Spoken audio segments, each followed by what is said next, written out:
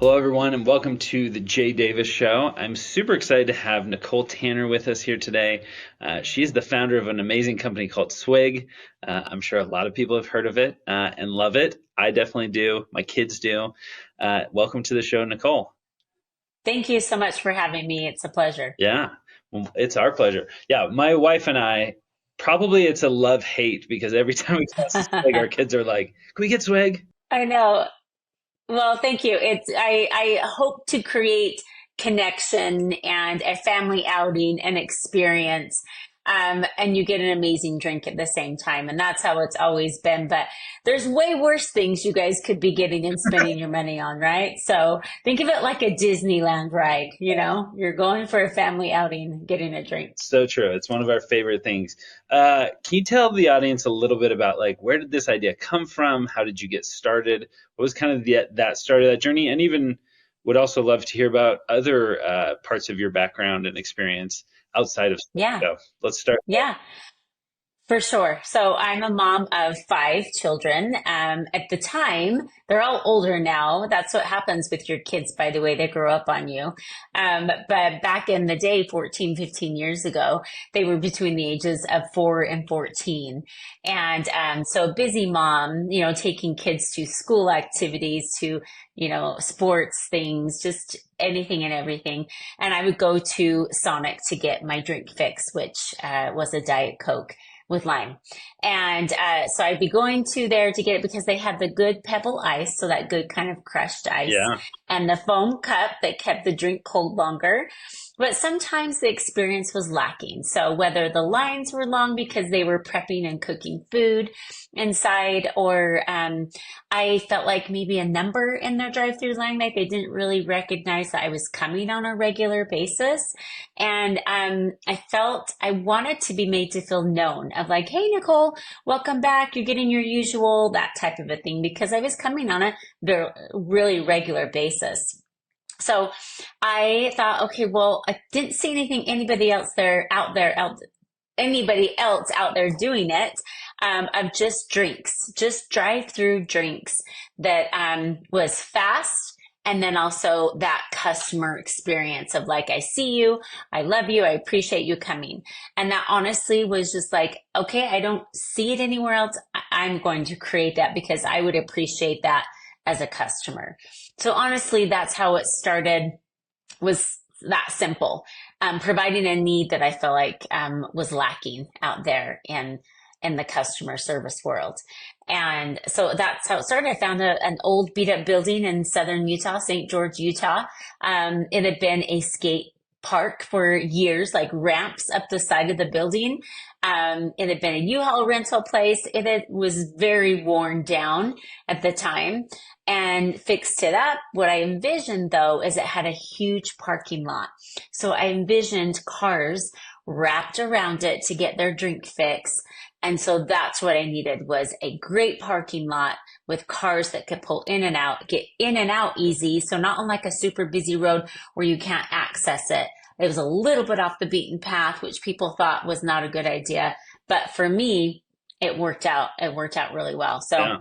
came up with the idea. The name of the business was looking in the thesaurus under the word drink. And the minute that I came to Swig, which there's a lot of names for drinks in the thesaurus, Yeah. and the minute that we came to Swig, I'm like, stop. Like, that is it. And maybe from my childhood or from my past, whatever, but can I have a swig of your drink? Or let me have a swig of that, or whatever. It just was one word, just consistent. Everybody would know it's a drink stop. So that's where the name came from. And I knew I just needed some good drinks. Needed Diet Coke because, that was my drink. So I had a Coke machine. Pepsi and Coke don't like to exist in the same space. As you know, if you go to an establishment, they're either a Coke or a Pepsi establishment. Well, I knew there were Mountain Dew drinkers, my brothers being some of them, and Pepsi drinkers. So I wanted this because we are just selling beverages, basically. We needed to have both Pepsi and Coke products. So came in with just our Coke machine, had that all set up, ready to go, and Pepsi wouldn't come in. They were like, you can either be one or the other. And so I just was like, okay, well, this is what we're shooting for. We really hope that you'll come in. We want to sell both products. They weren't. I'm like, you know what? We just got to open the doors. So opened the doors April 2nd, 2010. We were pouring Pepsi, Mountain Dew, Diet Pepsi from 2-liter bottles because Pepsi wouldn't come in.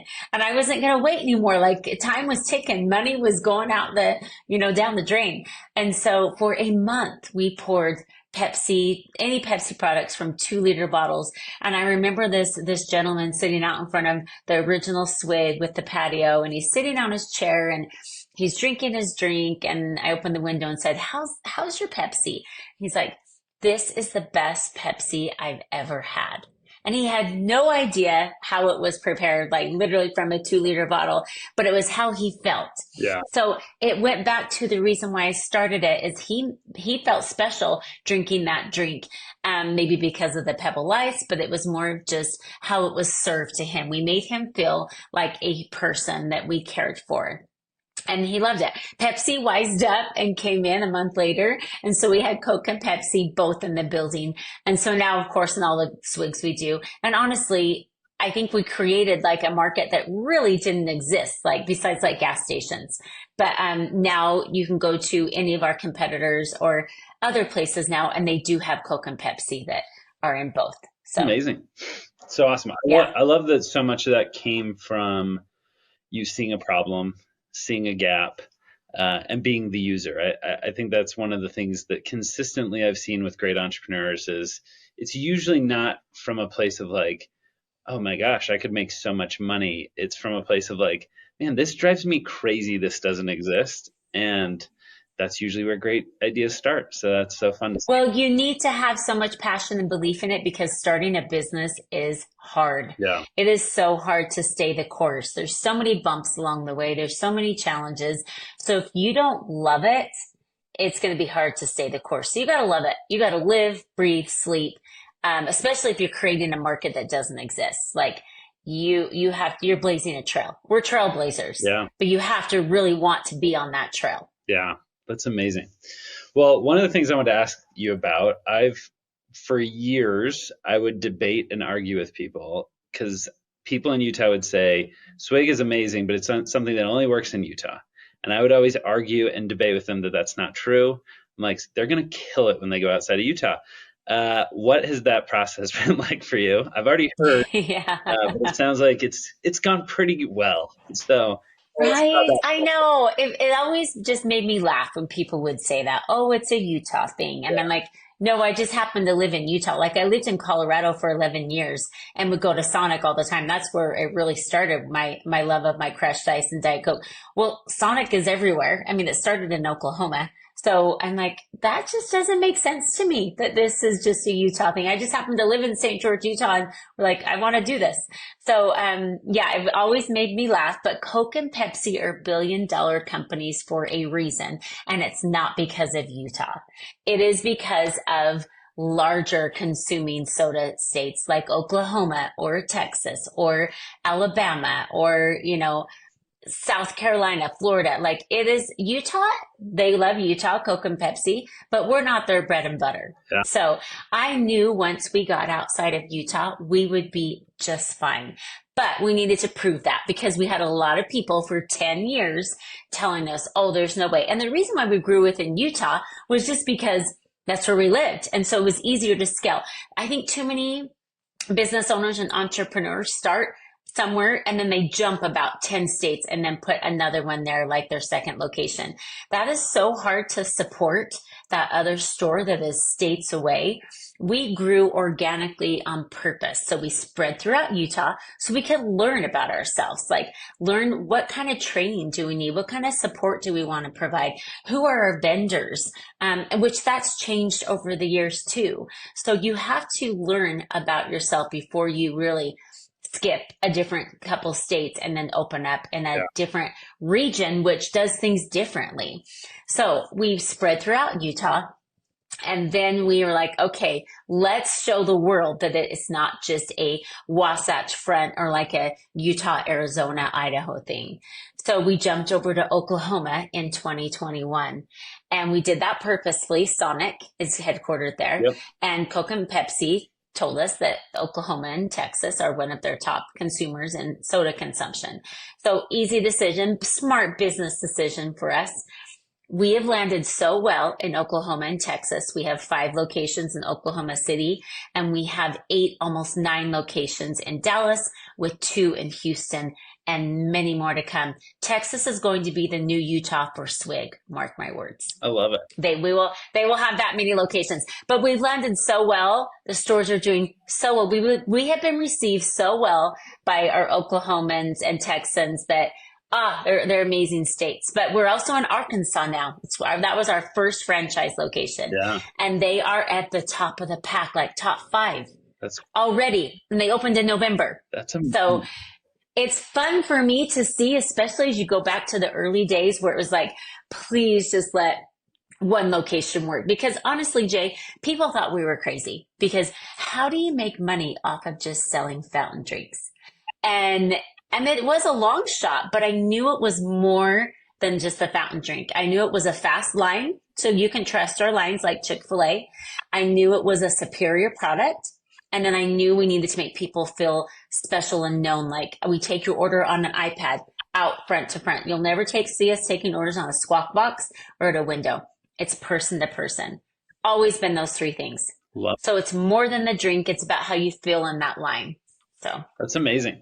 Well, I just want you to know I've been defending you for a long time. nice. Thanks, I'm Jay. really glad that you finally proved me right, but proved yourself. Right. But it's right. funny. I grew up in Colorado as well, or lived in Colorado for a long time. And it was always Utahns who would say that. And I'm like, do you think everyone outside of Utah drinks coffee and alcohol exclusively? Right. Or something like, no. You drink soda everywhere. It's not a Utah thing. So anyways, that's so fun to hear that it's going so well. What's been the process? One of the things that's really exciting that you guys have announced is this partnership with the Larry H. Miller Group, and acquisition, I think, would be, or I don't know if it was a full acquisition, either way, partial, but so exciting and such an amazing group. What's that process been like? And as an entrepreneur, what have you learned from that process of going through that acquisition? So there's been several moments in my journey at Swig, and it is a journey. And anytime you start a business, it is a journey. It's like a marathon. Yeah. It's like, I've hiked the Grand Canyon twice, and it's like hiking the Grand Canyon. You know, it's like the down, and then the really hot spots in the middle, and then the hiking up, and like, it's a journey. So in 2013, we brought on partners, minority partners, and they were basically just financial at that point. So realize in 2013, I've got about 20 different hats on. You know, we have 2 locations, and I'm just running all over the place. So I'm manager, I'm HR, I'm marketing, I'm everything. We brought them on so that I could kind of step back and then take that, what I have established down in Southern Utah, and expand here into Northern Utah. That's where I'm at right now in our office. So that helped at that point. So that was very pivotal in 2013 to help us to grow to 17 locations by 2017. That was our next kind of pivotal moment of like, okay, we have so many locations now that I'm back and forth at all times trying to support our Northern Utah stores and our Southern Utah stores. We have this amazing brand, but our back office was kind of a mess. I needed some restaurant experience. I started Swig just because I saw a need, right? And I just jumped in kind of very naively of like, let's do this, and very like old school. Took orders for the first 3 years on yellow Post-it notes. Like very mom pop, like, oh, whatever. And like a cash register for 3 years. Very, very old school. But then learn there's better ways like iPads and bump screens and point of sale systems, all of that. So we scaled to 17 locations, but I knew we needed help, and we needed restaurant help. So we partnered then with 4 Foods Group, now Savory Fund. Yep. They bought out our existing partners. Our existing partners knew they were not a good fit at that point. They wanted us to go off and scale. And so 4 Foods Group, Savory now, they helped us to refine our systems. We redesigned our logo at that time. We knew we wanted to go outside of Utah. We knew we needed to be taken probably a little bit more seriously of like clean up the brand, the logo, everything, the insides of the stores, just give it more structured training, give the managers more help. So that's what For Foods and Savory did for us at that venture. Then we got to about store number 40 to 45 by 2022. So that's like 5 years later. And we're now at the next stepping point of like, okay, we know we want a franchise, but it makes us nervous. Are we ready for that? Because I want to protect Swig. Like Swig is my sixth baby. I have five. Swig is number six. So I want to make sure that every Swig from the original to Logan or to Dallas or whatever looks and feels the same. So those customers get that same experience. So as we franchise, we want to make sure we protected that, but we didn't have a team for franchising yet. We didn't have the systems built out. So we needed help in that as well. So we just knew we were at that next tipping point. So we had other, companies come in, that were maybe trying to partner with us and infuse some cash or some capital, private equity companies, if you will. And either they just didn't quite get the brand or understand it. You know, they're from like San Francisco or New York or Chicago, and they're like, so wait, when do you open? And I'm like, well, we open at 7:30 a.m. and there's a line of cars. And they're like, what? So they just didn't understand it, and that's okay. But then in the summer of 2022, the Larry H. Miller Company came to us and they said, we know about Swig. We're a customer. We're Utah based. We see where you're going. Your future is very bright. You haven't even turned on franchising and you're already 45 locations, and you've built this amazing, strong base of customers and team. We want to be a part of that because that's who they are. Larry H. Miller is very team focused, very community driven, and that's what we do at Swig as well. So it just fit perfectly. So we partnered with them in November, I think it was, of 2022. And it's been the best partnership ever. And they took majority at that point. Yeah. So Savory Fund still has some, and I do as well, and some of my other partners. So, but they took majority. That's amazing. Yeah. Yeah. So awesome. Congratulations. I mean, that's huge, Well, huge accomplishment. it is. It's one of those things that I don't do things ever like, hey, well, yeah, that sounds good. It's done with a lot of prayer and thought. And we could have sold maybe to some of these private equity groups that were coming in, but they didn't value us for what I knew we were worth. Yeah. And they just needed to fit with who we were culturally. Yeah. And so, and I could have franchised years ago. The need was there. And that's why there's so many competitors, because we weren't. But we weren't ready. I want to make sure that we are ready. So when we do turn something on, we're ready to go. And the thing with Larry H. Miller partnership is they haven't wanted to come in and change it. They're like, you guys have something super special. We just want to be a part of it. And we're going to help support wherever is needed. So honestly, my role hasn't changed much from that partnership. I'm still, go to every store opening that I can. I'm in the stores, working with the teams, making sure the culture feels good. I'm helping out with new products that we're bringing in, menu development. They're just there to support and help when needed, which is the perfect partner. So yeah. It's been fabulous. I love it. That's amazing. I wanted to ask you if you could go back in time I think you said April 2010, right? Mm-hmm. If you could go back in time, maybe to 2009, what are the three things you would tell yourself to do differently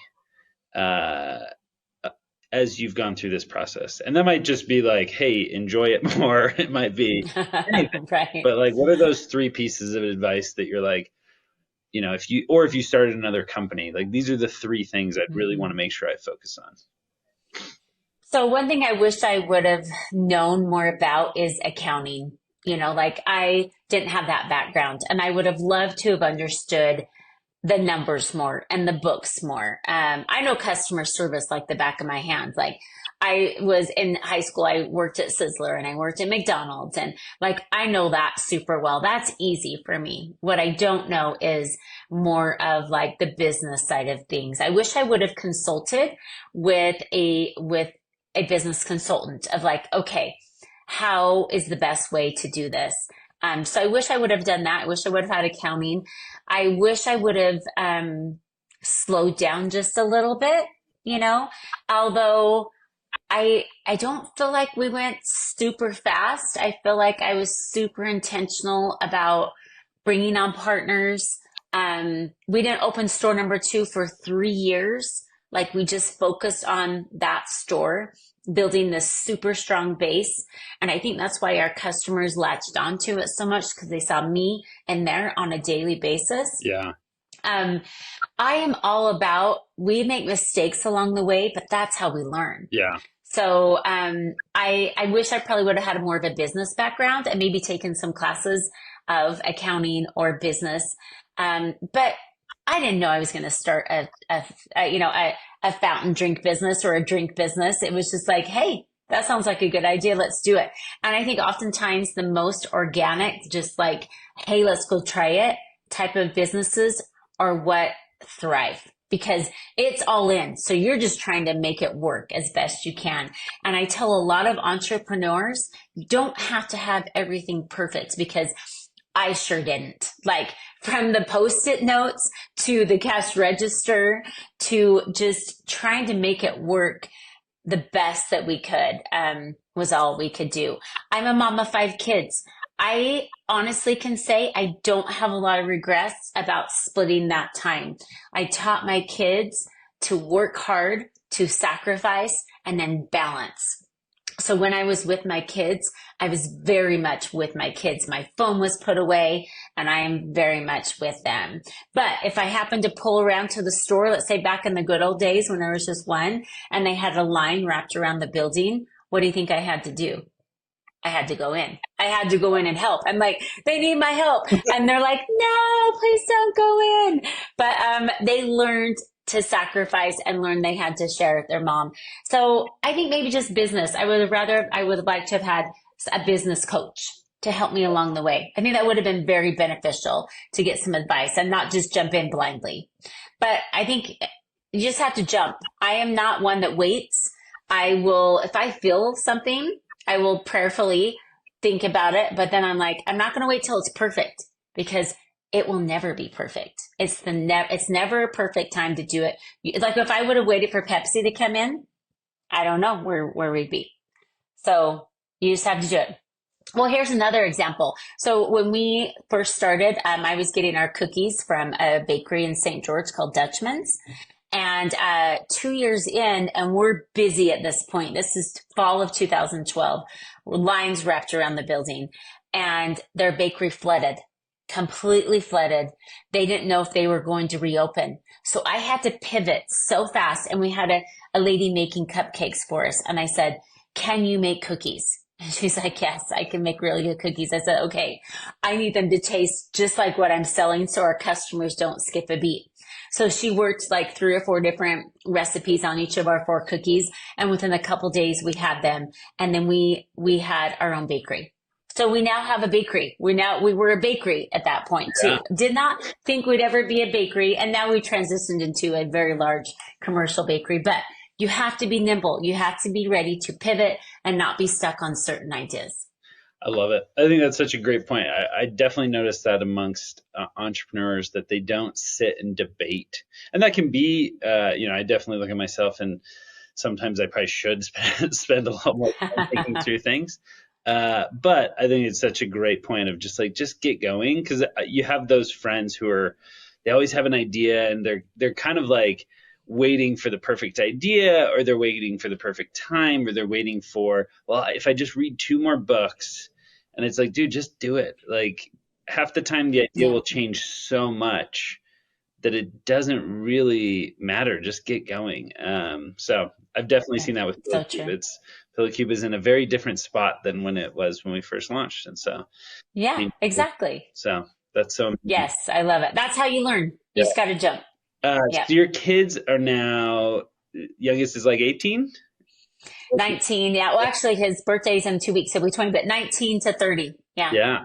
That's amazing. How do they feel? Is it now just, I'm sure it's a big part of their life. Yeah, it's so cool because they definitely are along for the ride. So, the two first employees, I started off with 15 employees and two of which were my own kids, you know. Yeah. And so they've all worked in the stores. They've been, shift leads and assistant managers. They know what goes into it. And it's a lot of blood, sweat, and tears. Like there's a lot of sacrifice, but they've all kind of gone different routes. Like they've gone into a marketing job. One was a school teacher.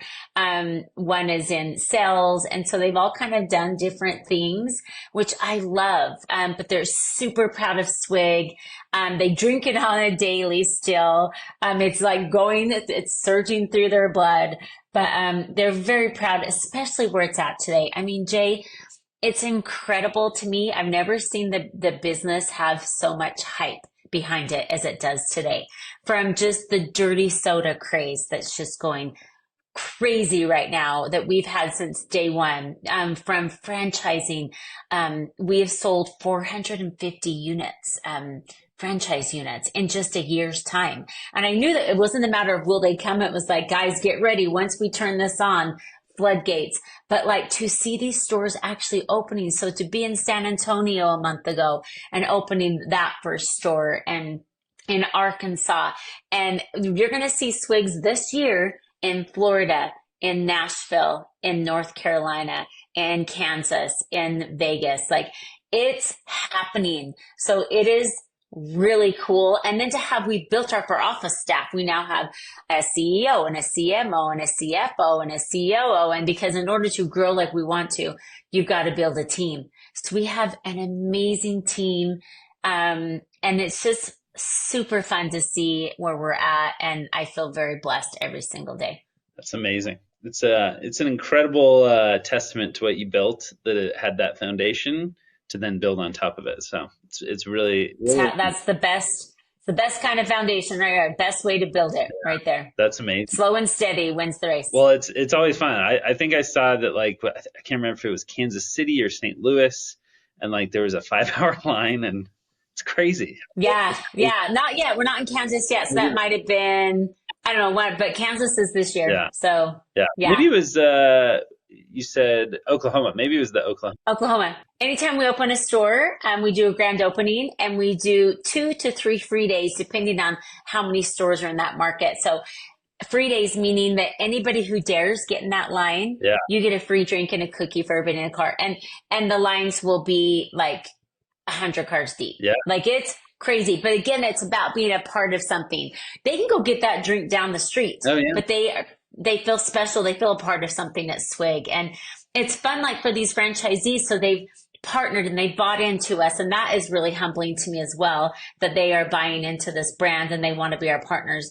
But to see their eyes light up on those grand opening days and go, this actually works, as there's like 50 cars in line for their grand opening day. And that is just like, oh, that's so sweet. Yeah. Well, I remember we live in Pleasant Grove here in Utah, and I remember when you opened that store, we like went to go get it, and we're like, it's crazy. So we'll go to the Orem store, and we just Right, which is only a mile away. yeah, Yeah. we're like, well, Yeah. we'll go do that.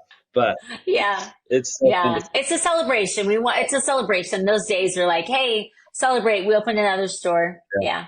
Well, it's awesome. Well, what's next for you? What are you excited about? Anything you're working on? I mean, 450 franchises is probably a lot of work. I'm gonna Yeah. guess. What's Yeah. something that you're really pumped about to see in the future? Well, that for starters, I really want our franchisees, and we've selected larger groups of franchisees. So we're not doing onesie twosies.